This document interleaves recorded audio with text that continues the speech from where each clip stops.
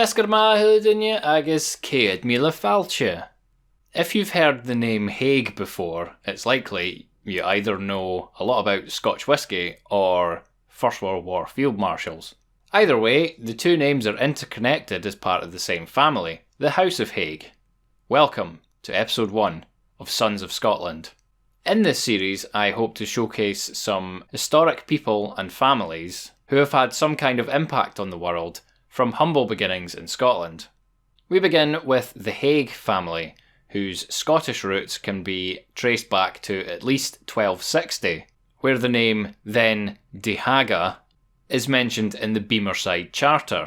This charter shows the Lord of Beamerside, Petrus De Haga, and his heirs, promising to pay the local clergy half a stone of wax, 10 salmon, and 30 pennies, and the penalty of forfeiting his lands if these demands were not met. De Haga is most likely Norman in origin, as most landowners in Britain were at the time. During the development of the clan system, Clan Haig is said to have been founded by Petrus De Haga himself, making them an early example of a lowland clan, as Beamerside is in the Scottish borders.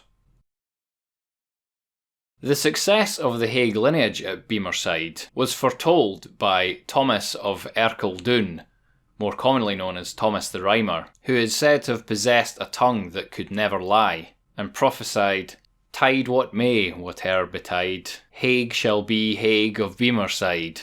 Beamerside is still the seat of the chief of Clan Haig, nearly 800 years and 30 generations later, and their clan motto is "Tide what may."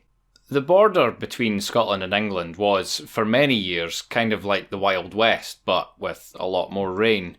Fights between cattle rustlers, known as border reivers, were common, and the general lawlessness of the area led to many a skirmish and battle. Doubtless the Haig family, or their subordinates at any rate, were involved in this perpetual maelstrom. However, the Haigs were also involved in major military battles of the time with their southern neighbours. Despite swearing fealty to Edward I of England with the installation of a puppet king in 1296, the 6th Lord Haig fought alongside William Wallace at the Battle of Stirling Bridge in 1297, and Robert the Bruce at the Battle of Bannockburn in 1314, and Halidon Hill, where he was killed in 1333. A Haig was killed at the Battle of Otterburn in 1388, where the Scots again defeated the English, and Gilbert Haig commanded a section of the Scottish army at the Battle of Sark in 1449, again where the Scots were victorious. In the following century, a Haig was killed at the disastrous Battle of Flodden in 1513, along with his king. The 14th Laird Haig avenged his father's death at the Battle of Ancrum Moor, as part of the Wars of the Rough Wooing in 1544. That's a story for another time. The Haigs also took part in the Crusades, and as such adopted the St Andrew's Cross on their coat of arms. By the time of the Union of the Crowns in 1603, when King James VI of Scotland became King James I of England, the borders had become a somewhat more peaceful place. However, that isn't to say that the life of the Haigs was any less exciting. James Haig, the 17th Laird, was described as a man of most turbulent and vindictive temper. He is said to have married the daughter of Laird Stodrig without his father's permission, incensing him and making him draw his dirk to stab his son. James escaped and had a fruitful marriage with his wife, siring 10 sons. However, his temper and instability led not only to feuds and fights with neighbouring lairds, but also leaving the Beamerside estate to rack and ruin. His brother William, a distinguished lawyer, took over management of the estate, and James, true to form, accused his brother of treason. Both spent a time in the toll booth in Edinburgh until William cleared his name. James then fled to Germany, where he died in poverty. During much of the 17th century, the Haigs were persecuted for their religious beliefs. They were Quakers, a kind of Protestantism in a still largely Catholic country. That will likely be a recurring theme in this series. James Haig's 7th son, David, became the chief of Clan Haig. But David's older brother Robert is who our story concerns. In around 1627, Robert left the borders and settled at Throsk in Stirlingshire, becoming a tenant farmer there. Most farmers at the time distilled a little whisky on the side, and Robert was no exception. He had relations in the Netherlands, from whom he learned the most up-to-date techniques. He did, however, fall foul of the Kirk session for working his whisky still on the Sabbath. Shocking behaviour. By 1699, Robert's son Alexander distilled 128 gallons 6 pints from March to June of that year, according to the Inland Revenue Collector's accounts. The Haigs were a lowland family, but whisky distilling had its real home in the Central Highlands, between the Cairngorms and the Moray Firth. Fine barley was grown there, and the mountain streams provided excellent water, especially if it had flown through peat. Who's peat? Whisky was a necessity in such a cold and harsh landscape. But in 1642, a tax on spirits was imposed on Scotland, as it had been in England the previous year, to help pay for the civil war that was currently raging down south. Like most taxes, it was only intended to be temporary. And, like most taxes, it became permanent. Between 1642 and the Act of Union of 1707, it was estimated that around £50,000 sterling had been raised from spirit duty out of around 50,000 gallons of whisky. By 1757, the amount of whisky distilled was more like 400,000 gallons. That's a lot of moolah.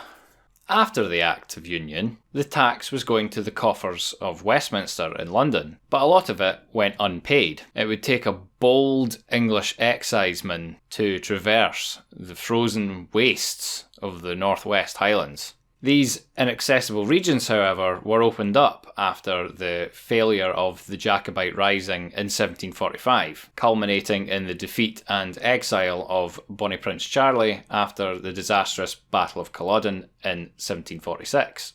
To allow the British Army easier access to the area to put down any further uprisings, roads and bridges were improved, inadvertently making it easier for the taxman. Lowland distilleries, meanwhile, were far easier to tax, and more profitable too, as they tended to produce far more than their northern counterparts. Among the most successful of these distilleries were those at Kilbeggie and Kennetpans in Clackmannanshire. Yes, those are real places. Established in the early 18th century by the Stein family, who were the first regular exporters of Scotch whisky to London. The daughter of a John Stein from this family, Margaret, married a John Haig, great-great-grandson of Robert Haig of Throsk. And so the two most important names in whisky distilling in Scotland were joined together and would remain inextricably linked for centuries to come. John and Margaret Haig had 11 children, but unfortunately John died in true Scottish fashion, aged only 53, of a sudden heart attack. The grief-stricken Margaret was alleged to have been visited by the ghost of her dead mother, who told her, "Rise up, Margaret, and do not reproach God for his dealings with you. Take your children, educate them, and give them a good start in life. For I am, moreover, permitted to tell you that if you give heed to my words, some of your descendants shall rise to such high positions in this world as are undreamt of by you." Whether it was the ghostly premonition of her mother or her own conscience, Margaret did what was asked of her, and the words rang true in time. 4 of her sons founded the great distilling branches of the Haig family, and in a few short generations, some of her descendants were destined for even greater things. The boys were first put to work in their grandfather Stein's distilleries to learn their trade. Robert Burns stayed near Kilbeggie in the 1780s and imbibed much of the Haig product. In his cantata, The Jolly Beggars, a tinker says of a fiddler, "Despise that shrimp, that withered imp, wi' eyes, noise and capering, and tak a share with those that bear the budgeon in the apron. And by that stoop, my faith and hoop, and by that dear Kilbreggie, if e'er ye want or meet wi' scant, may I ne'er weep my craigie." Around the same time, it is known that Dr. Samuel Johnson had developed a taste for whisky, although which varieties he tried are unknown. What we do know is that he was not a fan of the duty that was put upon it, as evidenced by his dictionary's definition of the word excise. A hateful tax levied upon commodities and adjudged not by the common judges of property, but by wretches hired by them to whom the excise is paid. Not mincing his words there. James Haig, the eldest son of John and Margaret, soon became the leading authority and spokesman for lowland distillers, owning distilleries in Cannon Mills, Lochrin and Sunbury, all in Edinburgh. His brother John had a distillery in Bonington, also in Edinburgh, and another brother, Robert, owned Dodderbank Distillery near Dublin. The youngest brother, William, moved east and settled in Kincaple near St Andrews in Fife, building his own distillery nearby at Seggy. John and Margaret's daughters were also heavily involved in the distillery businesses, one marrying John Jameson, who founded Jameson's Whisky in Dublin. Soon after James Haig opened his distillery in Cannon Mills in 1782, there was nearly a famine in Edinburgh and Midlothian, with a severe shortage of bread, oats and potatoes. A rumour started up that Haigs used oats and potatoes in their distilling process, and an angry mob shored up outside the distillery gates on 4th of June 1784. The first wave were resisted by Mr. Haig's armed servants, but a few days later, a larger mob had formed and had to be put down by soldiers from a nearby garrison. 2 of the ringleaders of the uprising were whipped through the streets of Edinburgh by the common hangman and thereafter transported to one of the British overseas colonies for 14 years. That'll learn them.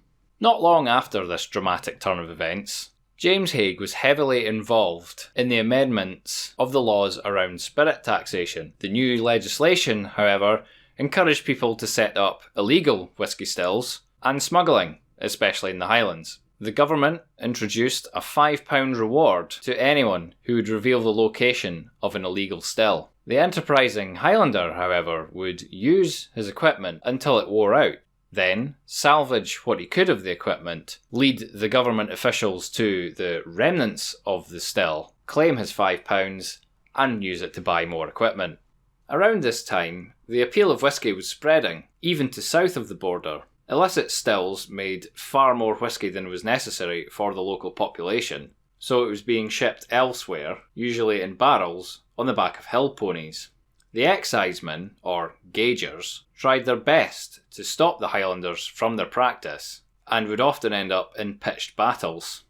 To avoid being caught, the whisky would be hidden in barrels of herring or underneath hay bales. There was even a story of the gaugers stopping every single cart on the Inverness to Bewley road, except for the hearse of a funeral cortege. Robert Burns, despite writing patriotic songs and poems in favour of the smugglers, was actually a gauger himself for a time.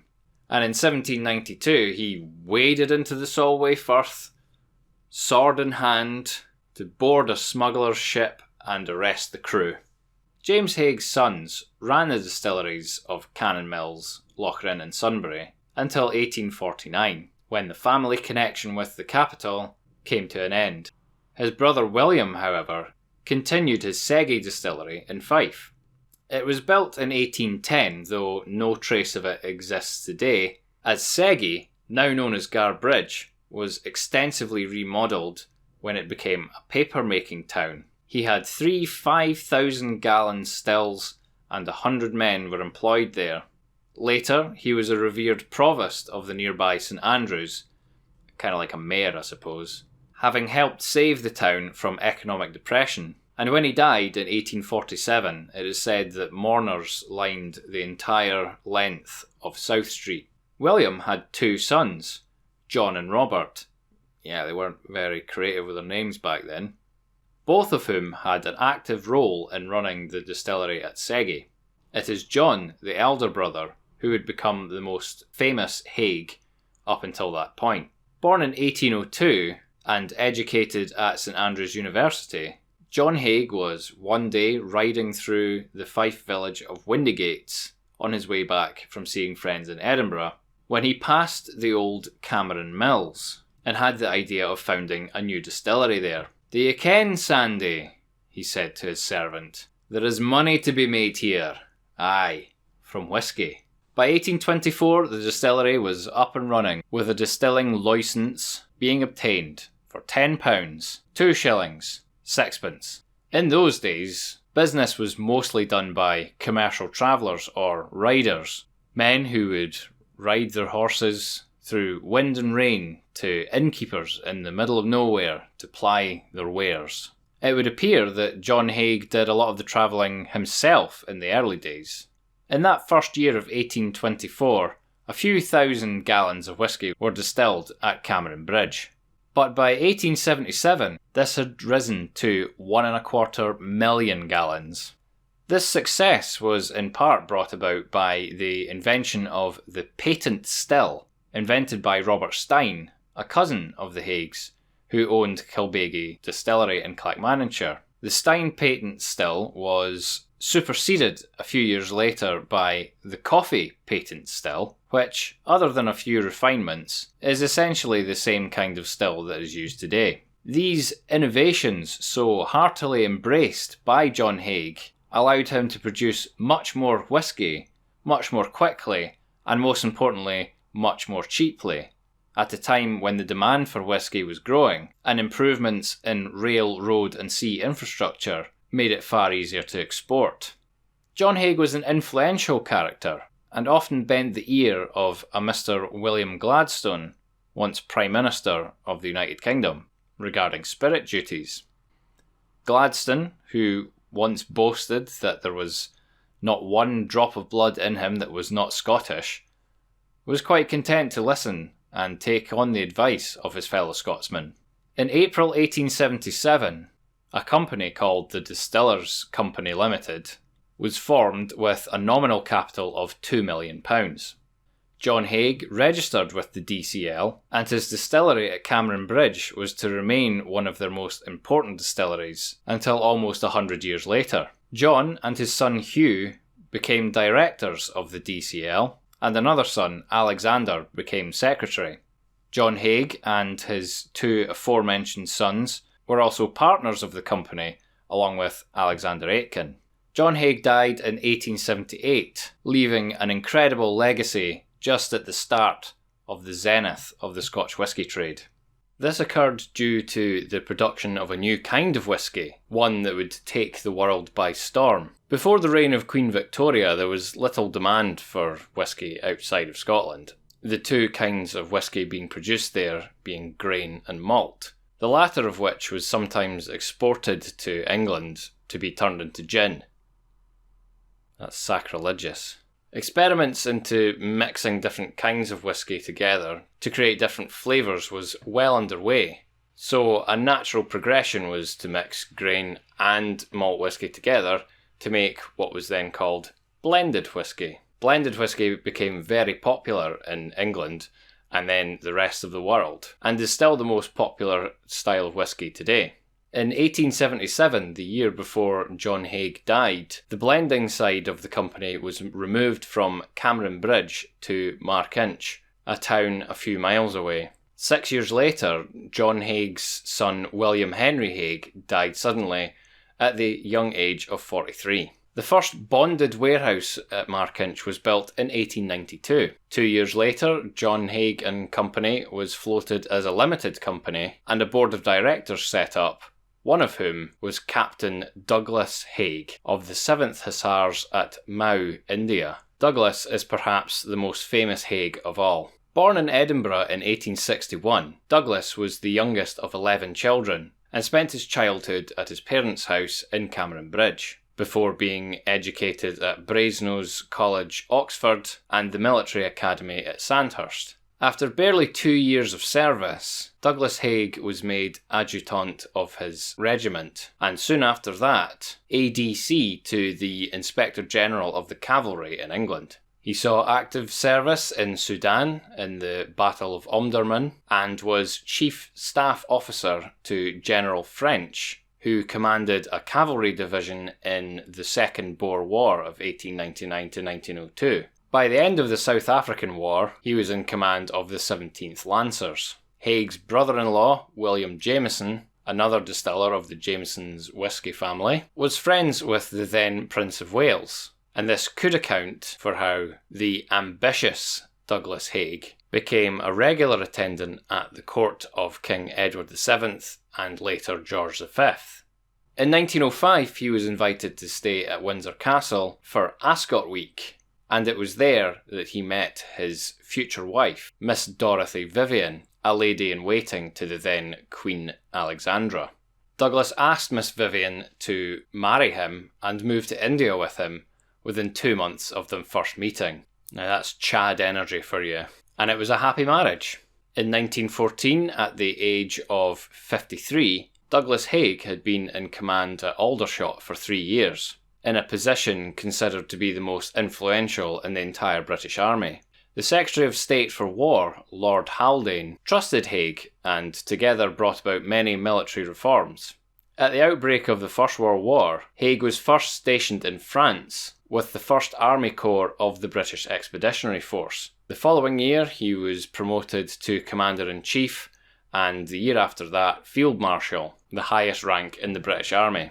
Such were his achievements that an entire video could probably be dedicated to him. An entire video could be dedicated to his successes and many failures. But for the sake of concision, he oversaw the Battle of the Somme, Arras, Passchendaele, the German Spring Offensive, and finally the 100 Days Offensive, which brought an end to the war.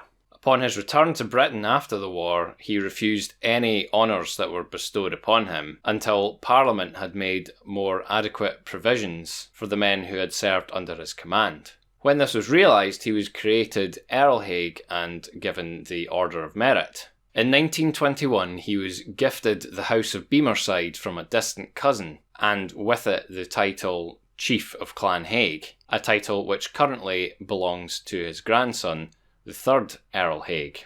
Douglas Haig himself died in 1928, aged 68. Douglas Haig's brothers, and therefore directors of John Haig and Company Limited, were also involved in the military during the First World War. Major John Haig fought in Egypt, Palestine, Salonika, and France, and retired from the army in 1918 with the rank of Lieutenant Colonel. Major Oliver Haig served with the 7th Hussars like his brother Douglas, and also retired from the army as a Lieutenant Colonel, after being awarded the Légion d'honneur.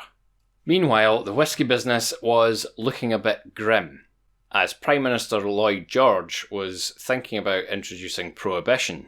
Thankfully, this never came to pass, especially as it soon became apparent that distilleries could be repurposed to help the war effort. Industrial alcohol for explosives and the production of acetone secured the industry's future. The tax on spirits had been gradually increasing before and during the war, but in 1918, Bonar Law, then Chancellor of the Exchequer, raised spirit duty from 14 shillings 9pence to 30 shillings per proof gallon, and by 1920 it was 72 shillings 6pence. Such was the price of peace. Between the First and Second World Wars, the restrictions on distilling whisky were gradually eased, but not before the Distilleries Company Limited had bought John Haig Company and Limited, along with many other distilleries, to help keep them afloat. At this time, all the Haig family resigned their positions on the directors' board until the re-election of Field Marshal Earl Douglas Haig in 1922, a position he held until his death 6 years later. In 1923, a new bonded warehouse was built at Markinch with the creative title of The New Bond. The whole site at Markinch was upgraded around this time, including the installation of automatic filling and labelling machinery, new bottling vats, a private railway siding, and even a canteen for staff. Fancy. In December 1928, one of the stores was destroyed by fire.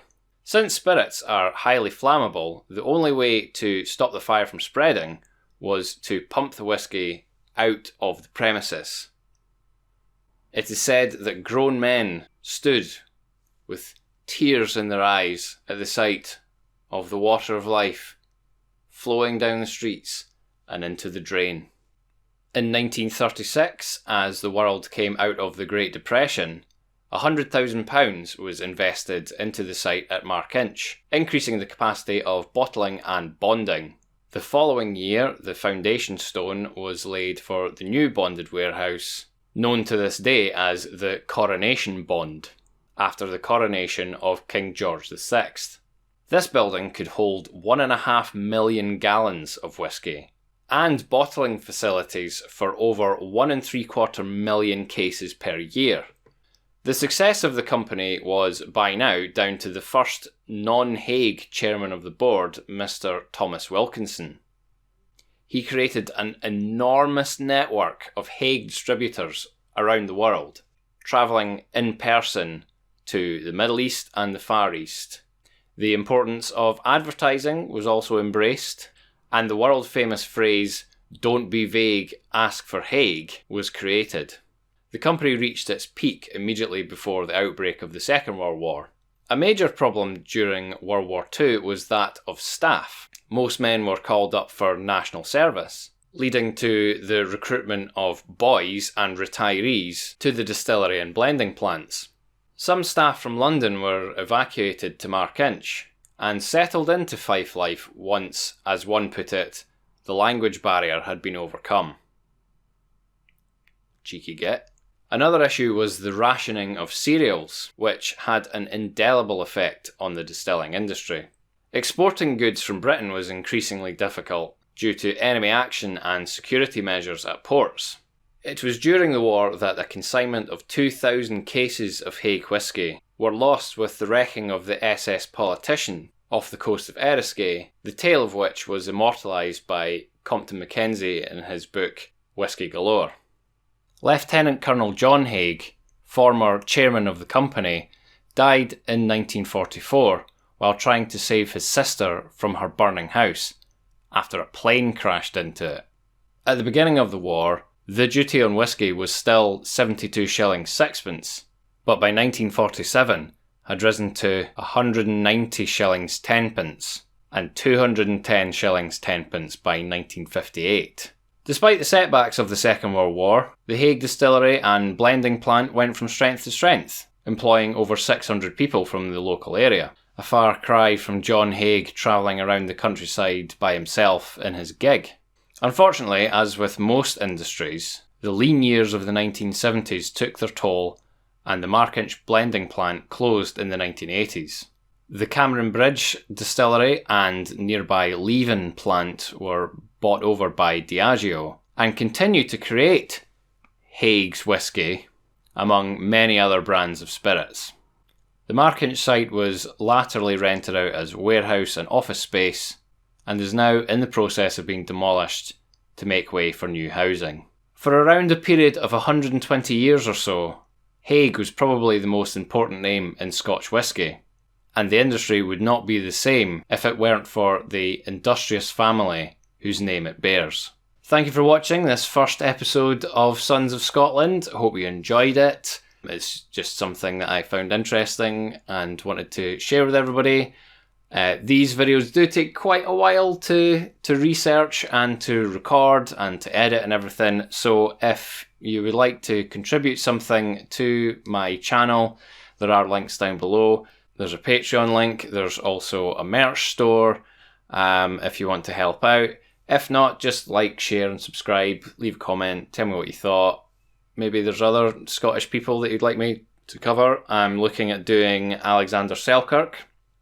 I'm also looking at doing Andrew Carnegie as well.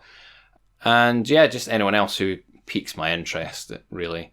I've also got a video on the Highland clearances coming out, but that is a huge undertaking. I have pages and pages and pages of notes on that one, so that one's going to take a little while to bring it all together and release. But hopefully you enjoyed this video, and let me know what you think down in the comments. Cheerio and drasta maha.